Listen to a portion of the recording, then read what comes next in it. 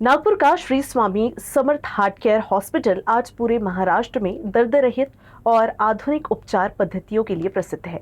अत्याधुनिक तकनीक से लैस उपकरण, विशेषज्ञ डॉक्टरों की टीम और मरीजों की सेवा के लिए हमेशा तत्पर स्वास्थ्यकर्मी यहाँ हर मरीज की तकलीफ को सिर्फ एक केस के तौर पर नहीं बल्कि एक इंसान की जिंदगी के तौर पर देखा जाता है।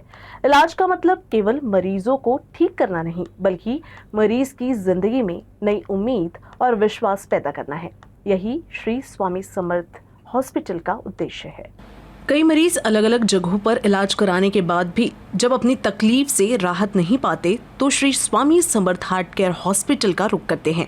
यहाँ आधुनिक जांच और तकनीक के जरिए बीमारियों के मूल कारण का पता लगाया जाता है और कम समय में सटीक निदान कर उचित उपचार शुरू किया जाता है। मरीजों को बेहतर इलाज के साथ साथ विश्वास और नई उम्मीद देने पर भी अस्पताल का विशेष जोर है। क्रिटिकल कंडिशन आणि तेही प्रमुख नळिकामध्ये 60 to 70% ब्लॉक्स आणि गॅरंटी पुढची काहीच नाही। मग अशा वेळेस ते आमच्याकडे आले, मी त्यांना चेक केला आणि त्यानंतर मी ठरवलं की आम्ही आमची ट्रीटमेंट त्यांना देणार। मी त्यांना ॲज युजल ॲडवाईस केलं 35 मशीनच्या सेटिंग्स आणि 20 सलाईनचे इंजेक्शन्स। मग ट्रीटमेंट चालू केल्यानंतर जसं जसं ट्रीटमेंट पुढे जात गेली तसं तसं त्यांच्यामध्ये बराच इम्प्रूव्हमेंट होत गेला। त्यांचं दम लागणं, श्वास लागणं, छातीत दुखणं वगैरे कमी झालं।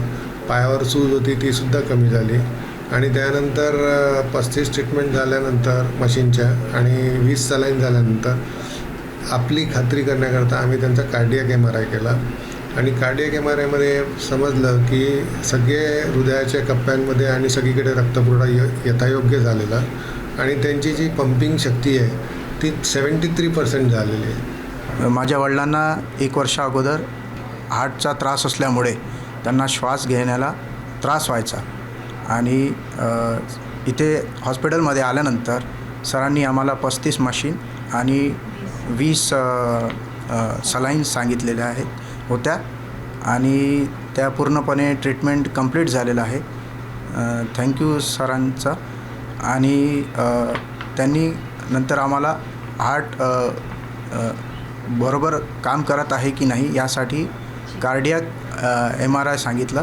त्यानंतर आम्ही ते कार्डियक MRI केलं आणि आता हार्ट व्यवस्थित काम करत आहे आणि सरांच्या हॉस्पिटलमध्ये जो स्टाफ आहे ते सुद्धा फार सपोर्टिव्ह आहेत। So thank you Pradeep Patil sir.